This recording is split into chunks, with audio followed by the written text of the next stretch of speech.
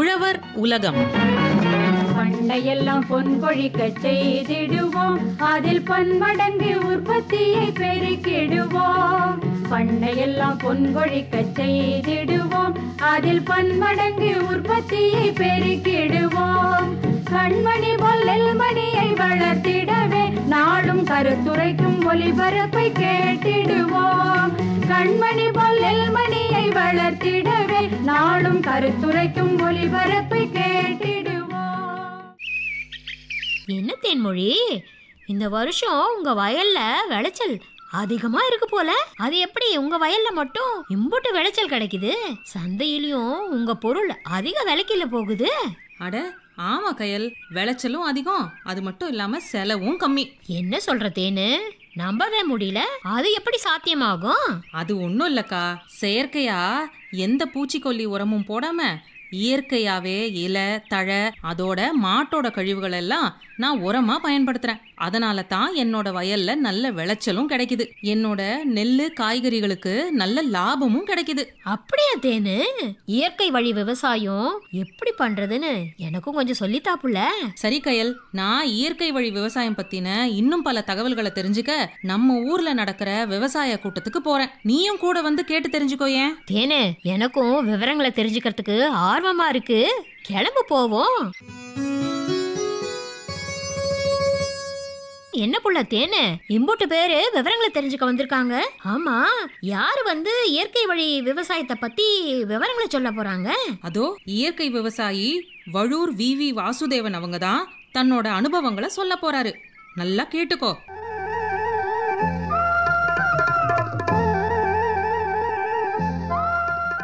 இந்த இயற்கை வேளாண்மை அப்படிங்கிறது எப்படி நீங்கள் செஞ்சிட்ருக்குறீங்க?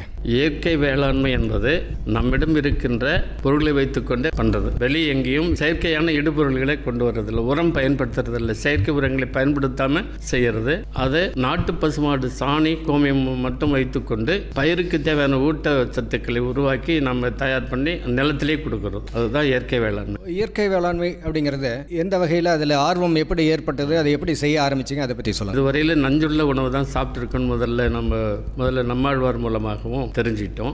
அதுக்கப்புறம் அவங்க வழியில் போகிறதுக்கு நம்ம என்ன பண்ணணும், நோயாளி மிகுந்திருக்க காரணம் என்ன. இப்போ எங்கள் கிராமத்திலே மருத்துவமனையே கிடையாது. இப்போ எங்கள் கிராமத்திலே மருத்துவமனை இருக்குது, 5-6 டாக்டர் இருக்காங்க. அப்போது அந்த நோய் எப்படி உருவாச்சுன்னா உணவு வகை தான் காரணம் அப்படின்னு இது பண்ணுற அந்த நஞ்சற்ற உணவு தான் நோயற்ற வாழ்க்கை அடிப்படை என்பதனால் நஞ்சற்ற உணவுக்கு இயற்கை வேளாண்மை என்றதை நோக்கி நாங்கள் பயணம். உணவு வந்து தரமானதா நஞ்சற்றதா இருந்தாக்க அந்த நோய் வந்து குறையும் இல்லைங்களா? நோய் எல்லாமே போயிடும். நோயே இருக்காது, குறையிறது மட்டும் இல்லை, எல்லாமே போயிடும். அப்படிதான் உங்களுக்கு வந்து அந்த ஆர்வம் ஆரம்பிச்சது. அதை முதல்ல இயற்கை வேளாண்மை செய்து முதல்ல உறவினர்களுக்கு நண்பர்களுக்கு இப்படி வட்டம் போக போக தான் அதனுடைய ஆர்வம் வந்து நாங்கள் செய்ய ஆரம்பிச்சோம். இப்போ இயற்கை வேளாண்மைங்கிறது எந்த பயிரில் செய்ய ஆரம்பிச்சிங்க நீங்கள்? முதல்ல நெல்லுக்கு தான். முதல்ல நெல்லுக்கு என்னெல்லாம் செய்வீங்க? இயற்கை முதல்ல நெல்லுக்குன்னா நிலத்தை மேம்படுத்துறது. முதல்ல இயற்கை, அதாவது மேற்கொண்ட உரம் போட்ட நிலத்தை கோடை உழவு முதல்ல முக்கியம். கோடை உழவுலேருந்து மாறணும்னா அந்த நஞ்சை நீக்கணும்னா முதல்ல நாங்கள் தீவன சோளம் விதைச்சு எடுத்தோம்னா நஞ்சை எடுத்துரும். அந்த தீவன சோளம் வளர்ந்து கதிர் வருகின்ற பருவத்தில் அதை மடக்கி ஓட்டிட்டு பலதானிய விதைப்பு செய்யணும். பலதானிய விதைப்பு ஒரு ஏக்கருக்கு 20 கிலோ அளவு போட்டால் போதும். அதில் எண்ணெய் வித்துக்கள், வாசனை பொருட்கள், தானிய வகைகள், பருப்பு வகைகள் எல்லாத்தையும் போட்டு கலந்து செய்யணும். அதை பண்ணும்போது அதை மடக்கி 3 தடவை ஒரு 2 மாதம் நம்ம செய்தோம்னா ஒரு 3 பாகத்துக்கு எதுவுமே இடுபொருள் இல்லாமல் பயிர் தானாக வளர்ந்துடும். ரொம்ப நல்லா இருக்கும். மண் வந்து பண்பட்டுடும், நச்சுத்தன்மை நீங்கிடும். முதல்ல நம்ம தீவன சோளம் விதைக்கிறோம் இல்லையா, அப்போ போயிடும் நஞ்செல்லாம். அதுக்கப்புறம் நிலைமை கடினத்தன்மையிலிருந்து மென்மைத்தன்மைக்கு மாறிடும். மண்புழு உரங்கள்லாம் உருவாக வந்துடும். மண் வந்து வளமான மண்ணா. சரிங்க. இப்போ வளமான ஒரு மண்ணை வந்து உருவாக்கிட்டீங்க. அதுக்கு பிறகு அந்த பயிர் வைக்கும் போது இப்போ அந்த அதிகமாக அந்த நஞ்சுங்கிறது அந்த பூச்சிக்கொல்லிகள் மூலமாகவும் நோய்களுக்கு போடக்கூடிய அந்த மருந்துகள் மூலமாகவும் தான் நம்மளுக்கு வந்து அந்த நஞ்சு கலக்குது. அதை வந்து தவிர்க்கணும் அப்படிங்கிற வகையில் என்னென்னலாம் செஞ்சீங்க? அது பூச்சி விரட்டிகள் இருக்குது. இயற்கை பூச்சி விரட்டி இருக்குது. இயற்கை பூச்சி விரட்டி என்பது நம்மகிட்ட பசுமாடு ஏற்கனவே அதை வச்சு தான் நம்ம ஆரம்பிச்சிருக்கோம். அப்படின்னா அந்த பசு கோமியம் ஒரு 20 லிட்டர் எடுத்துக்கிறோம்.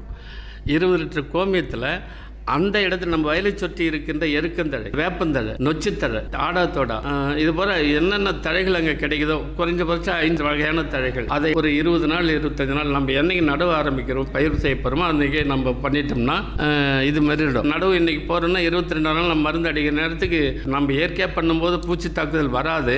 வந்தாலும் நம்ம இதை தயாராக வச்சுட்டோம்னா இதை எடுத்து விசைத்தேட்பான் மூலம் தெளிச்சோம்னா பயிருக்கும் ஊட்டமாக இருக்கும், பூச்சும் விரட்டப்படும். அது எப்படி தயார் பண்ணுறது? இந்த இலைகள்லாம் போட்டு என்ன செய்யும்? இலைகள்லாம் கோமியத்தில் ஊற வைக்கணும்.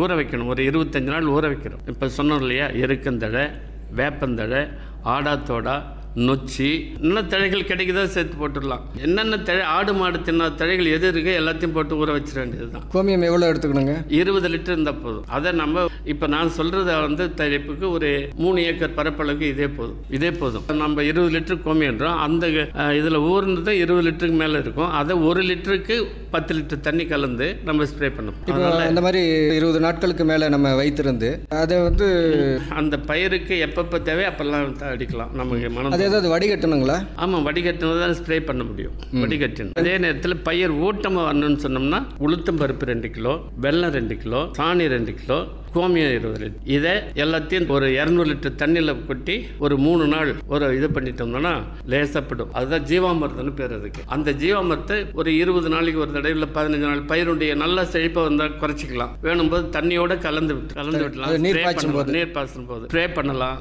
எதையும் செய்யலாம், ஸ்ப்ரே பண்ணலாம், தண்ணியோட கலந்து விடலாம். அதாவது அவங்களுடைய இதை பொறுத்து. நான் வந்து தண்ணியோட கலந்து விடு. எந்த பயிருக்கெல்லாம் செய்வீங்க? எல்லா பயிருக்குமே.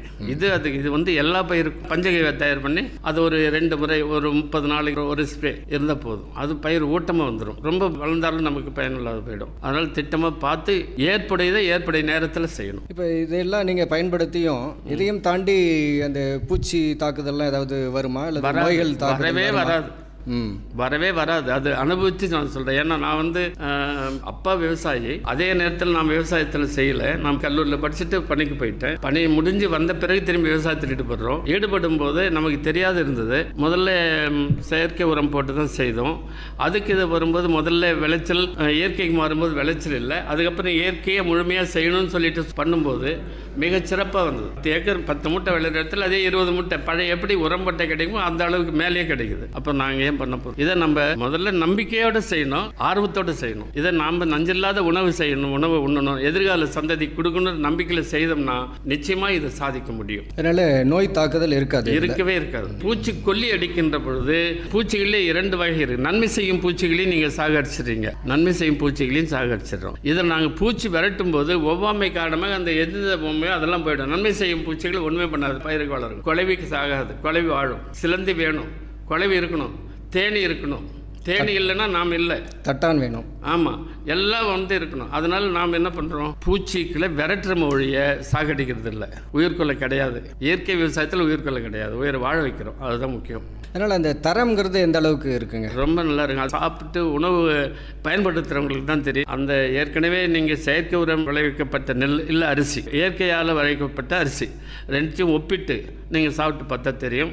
சமைச்சு பார்க்கும்போது தெரியும். நகர்ப்புறங்களையும் சரி, கிராமங்களில் கூட நெருப்பில் முன்னெல்லாம் வீட்லேயே நெல் அவிச்சு குத்திக்குவாங்க, அரிசி ஆக்கிடுவாங்க. இப்போ அந்த பழக்கமே போயிடுச்சு, எல்லாம் சிப்பம் வாங்க ஆரம்பிச்சு. இப்போ நாம் சொந்தமாக செய்கின்ற பொழுது அந்த அரிசி வேக வச்சோம்னா, உரம்பட்டு அரிசி வேக வச்சா 3 மணி நேரத்துக்கு மேலே அந்த சாதம் கட்டி தண்ணி விட ஆரம்பிக்கும். ஆனால் இயற்கை வேளாண்மை உண்மையிலே மாசத்து செய்திருந்தாங்கன்னா 24 மணி நேரம் அதுக்கு மேலேயும் கூட அந்த அரிசி சோறு நல்லா இருக்கும். இப்போ இயற்கை முறையில் வேளாண்மை செஞ்சால் அது வந்து லாபகரமாக செய்ய முடியாது, நம்மளுக்கு லாபம் வந்து குறையும் அப்படிங்கிற மாதிரி சொல்கிறாங்களா? அது உண்மையா?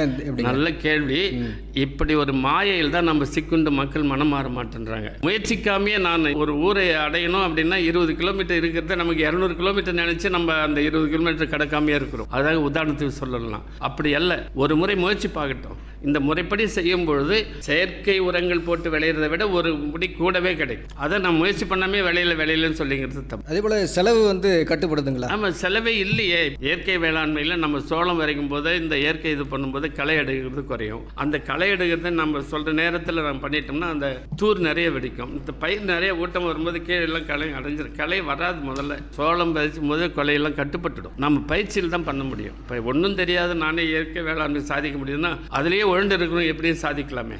நிறைய இளைஞர்கள் இப்போ வராங்க, செய்கிறாங்க, புதுசாக கண்டுபிடிக்கும். நமக்கே வேப்பு விட்டுன்ற செயலாம் அவங்க தராங்க. அதே போல் இந்த பூச்சிக்கொல்லி நோய்களுக்கு தேவையான அந்த மருந்துகள் வாங்கக்கூடிய அந்த செலவுகள்லாம் குறைஞ்சு போகுது. அடியோட குறைஞ்சது. கேவிக்க கூட ஒரு இந்த பூச்சி இந்த தாக்குதல் அந்த வல்லுநர் என்ன பண்ணுவார், ஒரு மருந்து சொல்லுவார். நாம் என்ன பண்ணுறோம், கடைக்கு போய் கேட்போம், ஐயா இந்த பயிருக்கு எப்படி இருக்குன்னா 3 மருந்து 4000 ரூபா, வெறும் 500 ரூபாய் மருந்தை அவன் 2000 ரூபாய் பில்லு போட்டு கொடுத்துருவான். அப்போ நாம் அதை வாங்க போகிறது இல்லையே. அப்போ அது மீதி தான். இப்போ கோமியம் என்ன விலை கொடுத்து 1 லிட்டர் 50 ரூபா கொடுத்து வாங்க கூட 20 லிட்டருக்கு 1000 ரூபாய் தான் ஆச்சு. அது பயிர் விலையை வச்சு வெளியே எடுக்கிற வரையில் நமக்கு அது போதுமானதாக இருக்கும். மீதி வந்து மற்றவங்களுக்கு கொடுக்கும். அதனால் இது வந்து லாபகரமாக செய்ய முடியும். லாபகரமாக, குறைந்த செலவு நிறைந்த வருவாய். இப்போ நீங்கள் செலவு 10,000 பண்ணிட்டு எனக்கு 12,000 2000 கூட கிடைச்சுன்னு சொல்ல, நாங்கள் செலவு 6000 பண்ணுறோம், ஆனால் எனக்கு வருவாய் 9000 கிடைக்குது. எது லாபம்? 6000க்கு 3000 லாபம், நீங்கள் 10,000க்கு 2000 லாபம். எது லாபம்? அதே போல் விற்கின்ற பொழுதும் சாதாரண நெல் 20 ரூபாய்க்கு மேலே இல்லை 30 ரூபாய்க்கு மேலே விற்க முடியாது. நீங்கள் 75 கிலோ 30 ரூபாய் இல்லை 35 ரூபாய்க்கு மேலே விற்க முடியாது 1 கிலோ நெல்லை. ஆனால் இயற்கை விளைகிற நெல்லை நீங்கள் குறைஞ்சபட்சம் 40 ரூபாய்க்கு மேற்பட்டு தான் விற்க முடியும். இப்போது வியாபாரிகளோ மக்களோ அதை வந்து இதுதான் அப்படின்ட்டு அடையாளப்படுத்தி அதை வாங்கக்கூடிய நிலைமை இப்போ இருக்குங்களா? யார் செய்கிறாங்கன்னு அவங்களுக்கு தெரியும். மக்கள் நம்மை விட விழிப்பாக பார்த்துட்டு இருக்காங்க. இவங்க செய்கிறாங்க. இப்போ நான் செய்கிறது இந்த பகுதியில் யார் அந்த வட்டம் பூரா தெரியும். வாசுதேவனா இயற்கை வேலைன்னா அங்கே போகணும்னு சொல்லிட்டு வழிகாட்டிடுறாங்க. இதுலேருந்தே தெரிஞ்சுக்கிறது தான். ஒரு பொருளை நம்ம பயன்படுத்தும் போது இப்போ எங்கிட்ட பயன்படுத்துறவங்க அடுத்தவங்கிட்ட சொல்கிறது, அவங்க 10 பேர்கிட்ட சொல்கிறது, இப்படி தான் இது பரவலாக போய் நன்மை எது தெரிஞ்சுக்க முடியுது. இப்போ வந்து தெரிஞ்சவங்களுக்கு அந்த உங்களுடைய அடையாளம் தெரியும், அதை வைத்து பொருட்களை வாங்குறாங்க. இது தவிர இப்போ சந்தைக்கு அந்த பொருளை அனுப்புறீங்க அப்படின்னா இருக்கக்கூடிய மற்ற பொருட்களோட ஒப்பிடும்போது இதை வந்து தனித்தன்மை நிறைந்ததா இருக்குமா, அதை பார்த்து வாங்க முடியுமா, அதுக்கு விலை அதிகமாக கிடைக்குமா? எங்களுடைய லேபிள் தான் காரணம் அங்கே பண்ண முடியும். தெரிஞ்சவங்க தான் வாங்க, தெரியாதவங்க இதை கிட்ட வரமாட்டாங்க. நாங்கள் இந்த இயற்கை வேளாண்மை என்னென்ன எப்படி வரணும், அதுக்கு லைசன்ஸ் இருக்கு. இதுக்கு வேளாண் துறை மூலமாக இயற்கை வேளாண்மை விளைஞ்சு சான்றிதழ் கொடுக்குறாங்க. அந்த லேபிளில் தான் நாங்கள் பண்ணுறோம். அதனால இப்போ வந்து இயற்கை முறையில் நீங்கள் விளைய வைக்கிறீங்க. இதை வந்து எப்படி நம்ம லாபகரமாக விற்பனை செய்யறது, வணிக முறையில் எப்படி அணுகி அதை வந்து நம்ம லாபம் பார்க்க முடியும், அதை பற்றி நாம் தெரிஞ்சு போனோம்னா இப்போ நாங்கள்லாம் குழுக்கள் மூலமாக வெளிப்படுத்துகிறோம். அந்த குழு ஒவ்வொன்றா இப்போ எனக்கு தெரிஞ்ச இப்போ எங்கிட்ட 10 குழுன்னா 10 குழு எங்கிட்ட இந்த பொருள் இருக்குதுன்னு அவங்க வாட்ஸ்அப்பில் போடுறோம். அவங்க 10 குழுக்கு அனுப்புகிறாங்க. இப்படி பரவலாக தான் தேவைக்கெல்லாம் வந்துகிட்டே இருக்கும். அந்த குழுக்கள் அப்படிங்கிறது எப்படி நீங்கள் ஒருங்கிணைக்கிறீங்க, எப்படி அமைக்கிறீங்க, அதனால் என்ன பயன்கள் அப்படிங்கிறத பற்றி? ஆமாங்க, இயற்கை வேளாண்மை செய்யணும் விருப்பம் உள்ளவங்களை ஒன்று திரட்டி நாங்கள் பயிற்சியும் தந்துட்டுருக்கோங்க.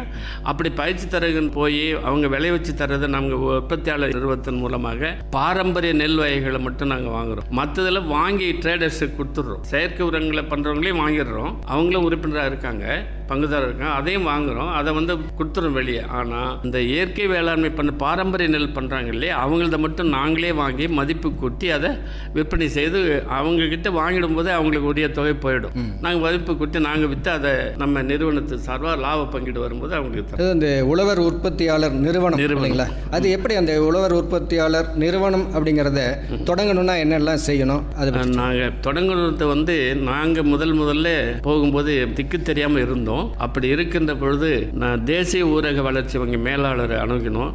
அப்போ வந்து ஜென்னா என்பவர் இருந்தார். நாங்கள் முயற்சி பண்ணும்போது அவர் வந்து மாவட்ட வேளாண்மை இந்த டிடிஎம் கிட்ட அனுப்பிச்சாங்க. அவங்க நமக்கு வழிகாட்டுதல் வேணும் அப்படின்னு சொல்லிட்டு நீங்கள் கேவிகே மூலமாக போங்க அப்படின்னு சொன்னால் கேவிகே கீழ்நெல்லியில் இருக்குது. இங்கே வந்தோம், இவங்களை தேடிட்டு வந்தோம். இவங்க கிட்ட எங்களுடைய எண்ணங்களை சொன்னது அந்த பதிவு செய்ய அந்த உற்பத்தியாளர் நிறுவனம் எப்படி தொடங்க வேண்டிய ஆயத்தங்கள்லாம் செய்து கொடுத்து எப்படி எந்த வகையில் பயனுள்ளதாக இருக்குங்க? எங்கே விவசாயி பாதிக்கப்படுறாங்கன்னா சந்தைப்படுத்தல் தான் நமக்கு தொய்வு ஏற்படுகிறது. சந்தைப்படுத்துகின்ற பொழுது தெரியாமல் யாரோ இப்போ ஒழுங்குமுறை விற்பனை கூட போகிறாங்க. இப்போ என்னுடைய பொருளுக்கு வேற யாரோ தான் விற்பனை சொல்கிறாங்க. உதாரணத்துக்கு நம்ம கடைக்கு போகிறோம், ஒரு சட்டை விலை கேட்டா கடைக்காரன் தான் விலை சொல்கிறேன், விற்கிறவன் தான் விலை சொல்கிறான். ஆனால் விவசாயத்தில் மட்டும்தான் இந்த செயல்பாடு எதிராக இருக்குது. அதனால இந்த உற்பத்தியாளர் நிறுவனம் மூலமாக இதை வந்து நீங்கள் வந்து விலையை வைக்க முடியுதுங்களா? எங்கள் உறுப்பினர்கள்லாம் விளைய அவங்களுக்கு பயிற்சி கொடுத்து செய்ய சொல்கிறோம். செய்துட்டு அதை நாங்கள் வாங்குகிறோம். அவங்க விற்பகத்தை எங்கேயும் தேடி அலைய வேணாம்.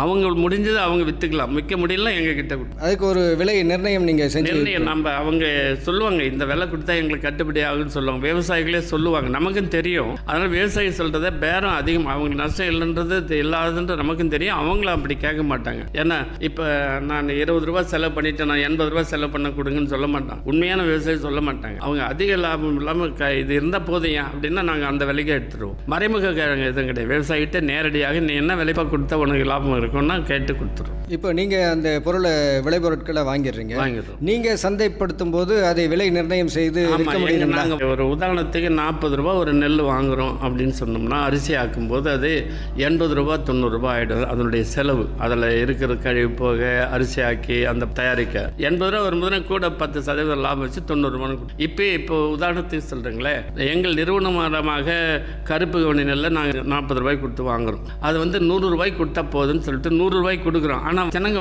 என்னடா இது 100 ரூபாய்க்கு கொடுக்குறாரு, ஆனால் வெளியில் அதே 180 ரூபாய் சூப்பர் மார்க்கெட்லாம் போகும்போது 200 ரூபாய் 260 ரூபாய் அங்கே போட்டு நாம் 100 ரூபாயிலேருந்து 180 ரூபாய்க்கு கூட கொடுக்குறோம். ஆனால் இங்கே வாங்கல ஜனங்கள் அது தெரிஞ்சு இப்போல்லாம் அவேர்னஸ் கிடைக்குது. அவங்க கிட்டே விழிப்புணர்வு இருக்குது. நம்ம கிட்ட விவசாயிங்க கிட்ட நேரடியாக வாங்குறாங்க, இருக்குதுன்னு தெரிஞ்ச உடனே கேட்டு வாங்குறாங்க.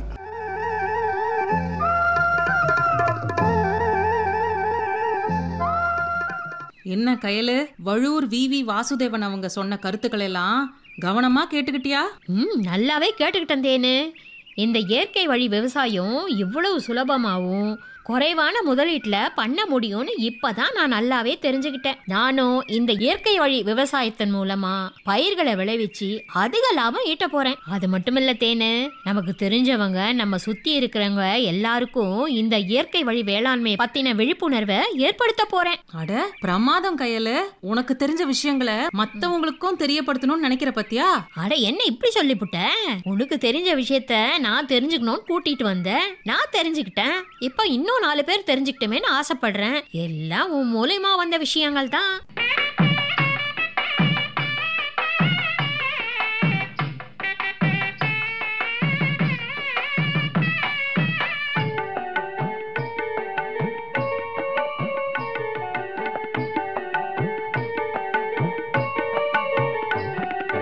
வளைத்த நிலத்தில் வளத்தை சேர்த்து கூட்ட வேணும் நல்ல தரம். உழைத்த கையில் இருப்பது இப்ப ஊட்டமேற்றிய தொழு உரம். களைத்த நிலத்தில் வளத்தை சேர்த்து கூட்ட வேணும் நல்ல தரம்.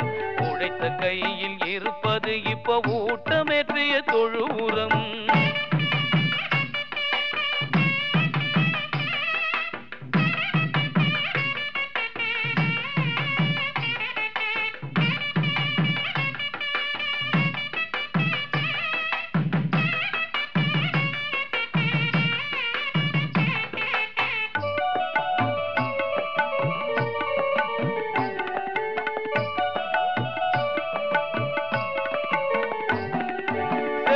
வளர உணவு சத்து சிறந்த முறையில் கிடைத்திடும்.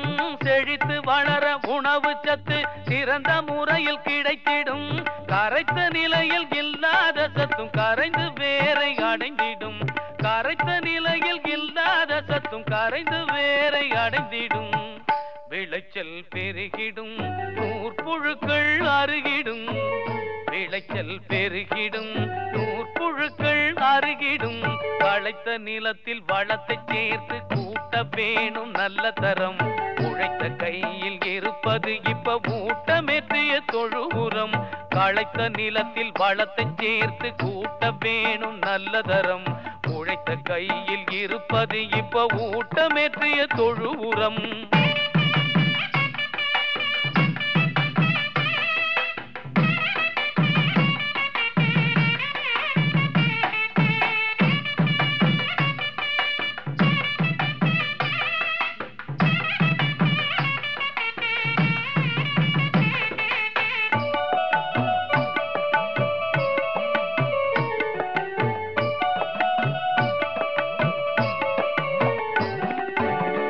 குவியல 300 கிலோ தொழு உரத்தை போட்டு யூரியட்ட பொட்டாஷோடு கலந்துடு சூப்பர் பாஸ்பேட்.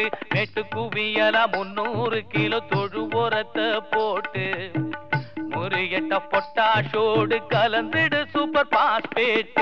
காத்து புகாமலே சேர்த்தால் மெழுகி காத்திரு 30 நாளு. காத்து புகாமலே சேர்த்தால் மெழுகி காத்திரு 30 நாளு. ஊட்டமேற்றிய தொழு உரம் போட்டு பார்த்துட்டு அப்புறம் கேளு. ஊட்டமேற்றிய தொழு உரம் போட்டு பார்த்துட்டு அப்புறம் கேளு. விளைச்சல் பெருகிடும், நூற்புழுக்கள் அருகிடும். விளைச்சல் பெருகிடும், நூற்புழுக்கள் அருகிடும். அழைத்த நிலத்தில் வளத்தை சேர்த்து கூட்ட வேணும் நல்ல தரம்.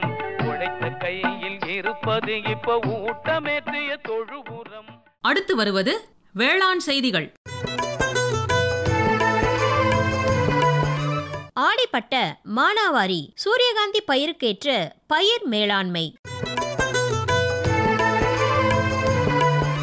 சூரியகாந்தி ஒரு முக்கியமான எண்ணெய் வித்து பயிராகும். இதில் கொழுப்பு சத்து குறைவாக இருப்பதால் சூரியகாந்தி எண்ணெய் இதயம் சம்பந்தமான நோய் உள்ளவர்களுக்கு பரிந்துரை செய்யப்படுகின்றது. இந்தியாவில் சூரியகாந்தி பயிர் கர்நாடகம், ஆந்திர பிரதேசம், மகாராஷ்டிரம் மற்றும் தமிழ்நாடு ஆகிய மாநிலங்களில் பெரும் அளவில் சாகுபடி செய்யப்பட்டு வருகின்றது. நல்ல வடிகால் வசதி உள்ள எல்லா மண் வகைகளும் சூரியகாந்தி சாகுபடிக்கு ஏற்றவை.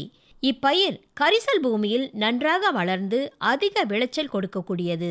தமிழ்நாட்டில் உள்ள அனைத்து மண் வகைகளிலும் சாகுபடி செய்யலாம். சூரியகாந்தி பயிரை ஆடிப்பட்டத்தில் மானாவாரி பயிராக சாகுபடி செய்யலாம். கோஹெச் 3 வீரிய ஒட்டு ரகம் 90 முதல் 95 நாட்களில் பயன் தரக்கூடியது. வீரிய ஒட்டு ரகம் கோஹெச் 3 சராசரியாக 2280 கிலோ ஒரு ஹெக்டரில் விளைச்சல் தரக்கூடியது. எண்ணெய் விளைச்சல் சராசரியாக 716 கிலோ ஒரு ஹெக்டர் என்ற அளவாகும். எண்ணெய் விளைச்சல் சராசரியாக ஒரு ஹெக்டருக்கு 716 கிலோ என்ற அளவாகும். டிராக்டர் கலப்பை கொண்டு இருமுறை நன்கு உழுது நிலத்தை பண்படுத்த வேண்டும் அல்லது நாட்டு கலப்பை கொண்டு 4 முறை உழுது புழுதியாக்க வேண்டும். வீரிய ஒட்டு ரகங்களுக்கு 60 சென்டிமீட்டர் இடைவெளியிலும் ரகங்களுக்கு 45 சென்டிமீட்டர் இடைவெளியிலும் பார் அமைக்க வேண்டும். செலவினை குறைக்க டிராக்டர் மூலம் பார் அமைக்கும் கருவிகளை பயன்படுத்தலாம். கடைசி உழவிற்கு முன் நிலத்தில் ஏக்கருக்கு 5 டன் மக்கிய தொழு உரம் அல்லது தென்னை நார்க்கழிவு இட்டு நன்றாக உழுது பண்படுத்தி மண்ணை நன்றாக புழுதியாக்க வேண்டும். மேலும் மண் பரிசோதனைக்கு ஏற்ப தழை, மணி, சாம்பல் சத்துக்களை இடுதல் வேண்டும்.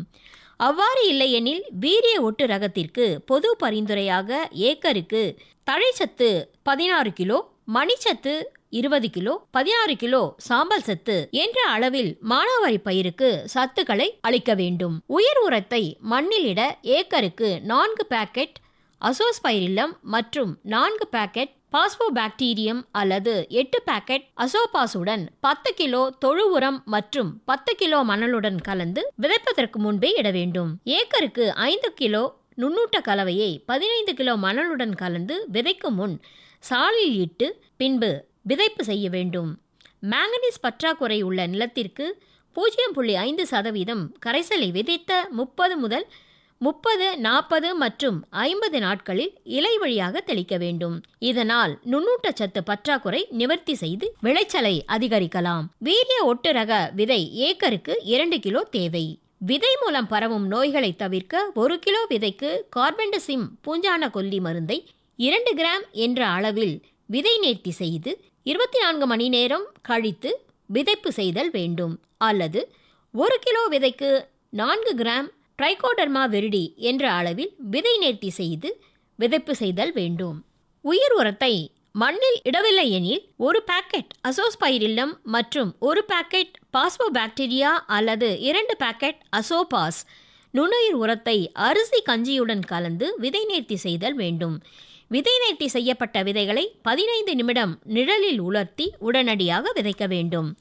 ஒரு குழிக்கு 2 விதை என்ற அளவில் பாரின் பக்கவாட்டில் 3 சென்டிமீட்டர் ஆழத்தில் விதைகளை ஊன்றி விதைப்பு செய்தல் வேண்டும்.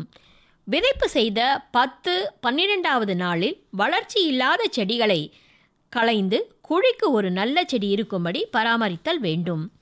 வீரிய ஒட்டு ரக சூரியகாந்தி பயிருக்கு வரிசைகளுக்கு இடையே 60 சென்டிமீட்டர் இடைவெளியும் செடிக்கு செடி 30 சென்டிமீட்டர் இடைவெளியும் இருக்குமாறு விதைப்பு செய்து பயிரின் எண்ணிக்கையை பராமரித்தல் அவசியமாகும். களைகளை கட்டுப்படுத்த விதைக்கும் முன் ஃப்ளூக்ளோரின் களைக்கொல்லியை ஏக்கருக்கு 800 மில்லி என்ற அளவில் கைத்தெளிப்பான் மூலம் கொண்டு தெளிக்க வேண்டும்.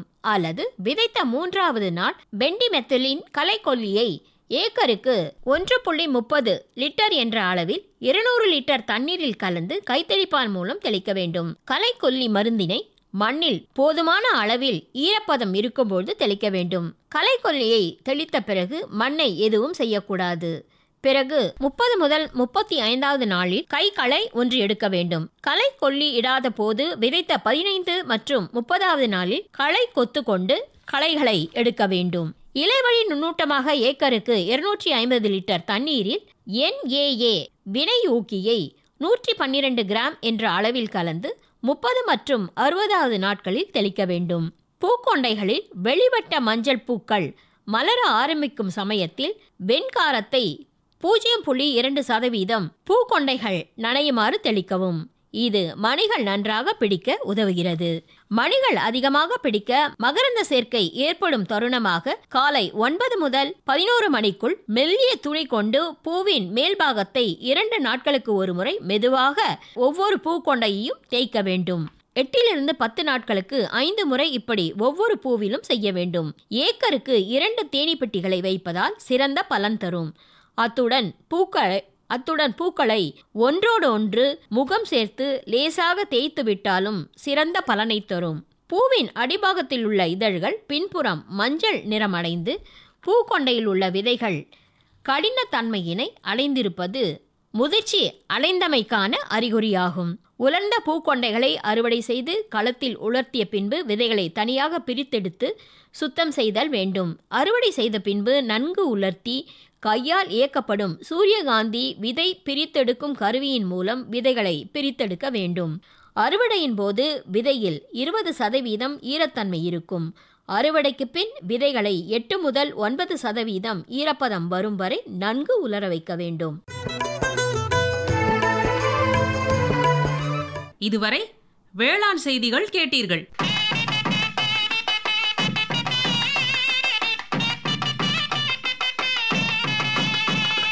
நிலம் உழுது நீர் பாய்ச்சும் சின்ன தம்பி, இந்த சோலை குயில் சொல்லுறத கேளு தம்பி. நிலம் உழுது நீர் பாய்ச்சும் சின்ன தம்பி, இந்த சோலை குயில் சொல்லுறத கேளு தம்பி. கலங்கலமா மகசூல் எடுக்க சின்ன தம்பி, கலங்கலமா மகசூல் எடுக்க சின்ன தம்பி. வயலுக்கு குளமா தண்ணி வேண்டாம் கேளு தம்பி. கலங்கலமா மகசூல் எடுக்க சின்ன தம்பி, வயலுக்கு குளமா தண்ணி வேண்டாம் கேளு தம்பி. கேளு தம்பி, நிலம் உழுது நீர் பாய்ச்சும் சின்ன தம்பி, இந்த சோலை குயில் சொல்லுறத கேளு தம்பி.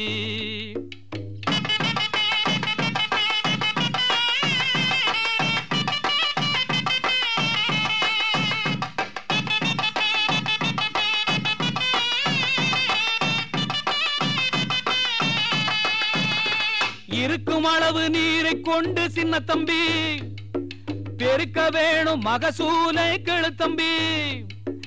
இருக்கும் அளவு நீரை கொண்டு சின்ன தம்பி, நாம பெருக்க வேணும் மகசூலை கேளு தம்பி. உருப்படியா விஞ்ஞான முறை கைப்பிடி, உருப்படியா விஞ்ஞான முறை கைப்பிடி. கருத்தான பெரியவங்க சொல்படி சொல்படி, நிலம் உழுது நீர் பாய்ச்சும் சின்ன தம்பி, இந்த சோலை குயில் சொல்லுறத கேளு தம்பி. பண்டையெல்லாம் பொன் கொழிக்க செய்திடுவோம், அதில் பன்மடங்கு உற்பத்தியை பெருக்கிடுவோம். பண்டையெல்லாம் பொன் கொழிக்க செய்திடுவோம், அதில் பன்மடங்கு உற்பத்தியை பெருக்கிடுவோம். தொகுப்பில் உதவி எஸ். கண்ணன். கண்மணி பொல்லல் மணியை வளர்த்திடவே நாடும் கருத்துரைக்கும் ஒலிபரப்பை கேட்டிடுவோம். அமைப்பு எஸ். முருகேசன். கண்மணி பொல்லல் மணியை வளர்த்திடவே நாடும் கருத்துரைக்கும் ஒலிபரப்பை கேட்டிடுவோம். இத்துடன் நிறைவு பெற்றது இன்றைய உழவர் உலகம் நிகழ்ச்சி. உண்ணும் பொருள் அத்தனையும் விளைத்திடுவோம், நித்தம் உழைப்பால் நில மகளை வணங்கிடுவோம். உண்ணும் பொருள் அத்தனையும் விளைத்திடுவோம், நித்தம் உழைப்பால் நில மகளை வணங்கிடுவோம். பொட்டலையும் பூம்பொழிலாய் திருத்திடுவோம், அதற்கு புத்தம் புது முறைகளையும் புகுத்திடுவோம். பொட்டலையும் பூம்பொழிலாய் திருத்திடுவோம், அதற்கு புத்தம் புது முறைகளையும் புகுத்திடுவோம். பட்டி தொட்டி சொர்க்கமாக பாடுபட்டே நம் பாரத சமுதாயத்தை உயர்த்திடுவோம். பட்டி தொட்டி சொர்க்கமாக பாடுபட்டே நம் பாரத சமுதாயத்தை உயர்த்திடுவோம்.